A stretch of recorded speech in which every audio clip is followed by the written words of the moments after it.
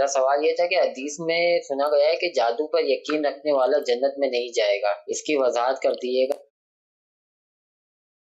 جی، جادو کے بارے میں اس کی مختلف صورتیں ہیں، جیسے نجومی کے پاس جانے کے حوالے سے حدیثوں کے اندر آیا ہے، کاہین کے پاس جانے کے حوالے سے آیا ہے، اور مختلف روایتیں اس حوالے سے۔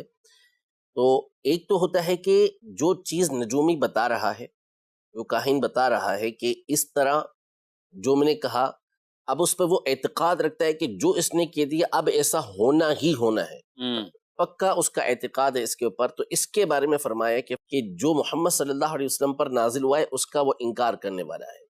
تو ایسی صورت کے اندر یہ کفر ہوتا ہے۔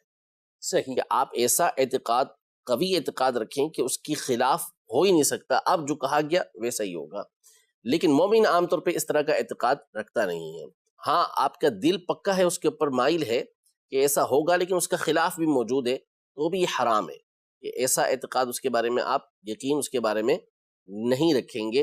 اور تیسرا یہ کہ آپ کسی نجومی سے بات پوچھتے ہیں، کسی کاہن سے بات پوچھتے ہیں، اس پر اعتقاد کسی طرح کا نہیں رکھتے، تو بھی اس کو علماء نے منع فرمایا کہ اس طرح اس کے پاس جانا ہی اصلاً یہ منع ہے، کہ حدیث میں اس سے منع کیا گیا ہے۔ تو اس لیے بہرحال جادو بئی معنی، بئی طور کہ وہ اثر کرتا ہے، یہ تو قرآن سے ثابت ہے۔ سلیمان علیہ السلام کا واقعہ موجود ہے قرآن مجید فرقان حمید میں پہلے پارے کے اندر موجود ہے کہ آپ کے دور کے اندر جادو عام تھا، اسی لیے ہاروت ماروت جو ہے وہ اتارے گئے آسمان سے۔ اور پھر موسیٰ علیہ السلام کا واقعہ یہ قرآن مجید فرقان حمید کے اندر موجود ہے۔ اسی طرح احادیث طیبہ میں بخاری مسلم کے اندر روایتیں موجود ہیں۔ تو اثر موجود ہے کہ اثر ہوتا ہے، لیکن ایک تو جادو کو کرنا اور جادو کے پر پھر اعتقاد رکھنا اس اعتبار سے کہ یہ حق ہے، بائیں طور حق رکھنا کہ جو اس کے اندر باتیں موجود ہیں، غلط باتیں، شرکیہ کفریہ باتیں ہیں، اس کے بارے میں درست ہونے کا اعتقاد رکھنا، یہ کفر ہے۔ اور کروانا کیسے؟ یہ ایسے لوگوں کے پاس جانا۔ اچھا، بات کہتے ہیں کہ ہم جادو کا توڑ ہی چکے جادو کے ذریعے کر رہے ہیں، تو یہ کیا کہیں گے آپ؟ جادو کروانا یہ حرام ہے، کم از کم حرام درجہ ہے اس کا، چاہے جادو کا توڑ آپ جادو کے ذریعے کروائیں۔ اس کی وجہ یہ ہوتی ہے کہ پہلے حکم سمجھ لیں کہ کم از کم حرام ہے، اور بعض صورتوں میں یہ کفر اور شرک ہو جاتا ہے۔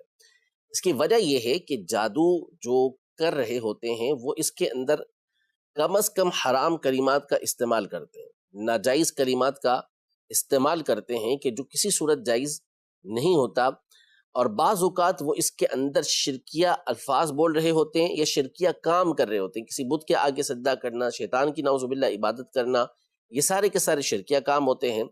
تو اب جو کر رہا ہے وہ تو خود دائرہ اسلام سے خارج ہو گیا، لیکن جو بندہ کروا رہا ہے اور اس کے درست ہونے کا اعتقاد رکھ رہا ہے یا اس کے اوپر راضی ہے کہ ٹھیک ہے ایسا یہ کرے، تو چونکہ یہ شرک و کفر کے اوپر راضی ہو رہا ہے اور یہ خود کفر ہے، یہ صورت ہوگی کہ یہ بندہ دائرہ اسلام سے خارج ہو جائے گا۔ جبکہ وہ شرکیہ کام اس کے اندر ہو رہا ہے، اسے معلوم ہے کہ شرکیہ الفاظ بولے جا رہے ہیں، شرکیہ کام کیے جا رہے ہیں، اب اس کے اوپر وہ اعتقاد رکھ رہا ہے اور اس کو ٹھیک سمجھ رہا ہے، تو یہ اس کے اوپر بھی کفر لوٹ کر آئے گا۔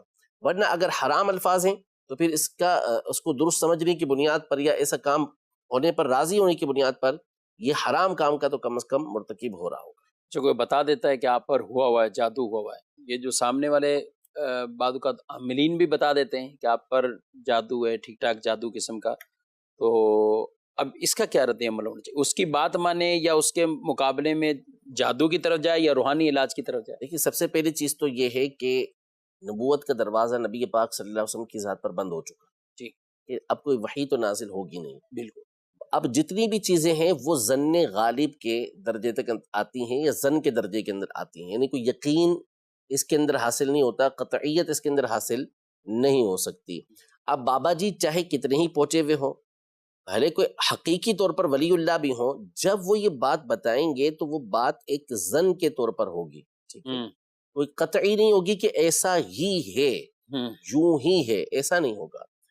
اب ظاہر ہے کہ جب یہ چیز ایک ظنی ہے تو سامنے جو آپ علاج کروانے جا رہے ہیں وہ اب جادو کے ذریعے کرواتے ہیں اور وہاں یقینی طور پہ حرام کام ہو رہا ہے، یقینی طور پر حرام کام ہو رہا ہے، تو ایک ظنی چیز کا آپ حرام کے ذریعے علاج کیسے کروائیں گے؟ نمبر ایک یہ۔ نمبر دو یہ کہ نبی پاک صلی اللہ علیہ وسلم نے فرمایا کہ حرام کے اندر شفا نہیں ہے، صحیح، پھر اس جادو کے اندر آپ کی شفا کیسے ہو سکتی ہے؟ پھر تیسرا یہ کہ ان چیزوں کا علاج جو ہے وہ روحانی علاج کے ذریعے ممکن ہوتا ہے، اور ہوتا ہے لازمی طور پر کئیوں کے ساتھ اس طرح کے معاملات ہوتے ہیں اور روحانی علاج کی وجہ سے وہ چیزیں ختم ہو جاتی ہیں. تو کسی صورت بھی بہرحال جادو کروانے کی یہ شرعاً اجازت نہیں ہے، چاہے آپ جادو کی کاٹ کے لیے ہی یہ کام کیوں نہ کر رہے ہیں.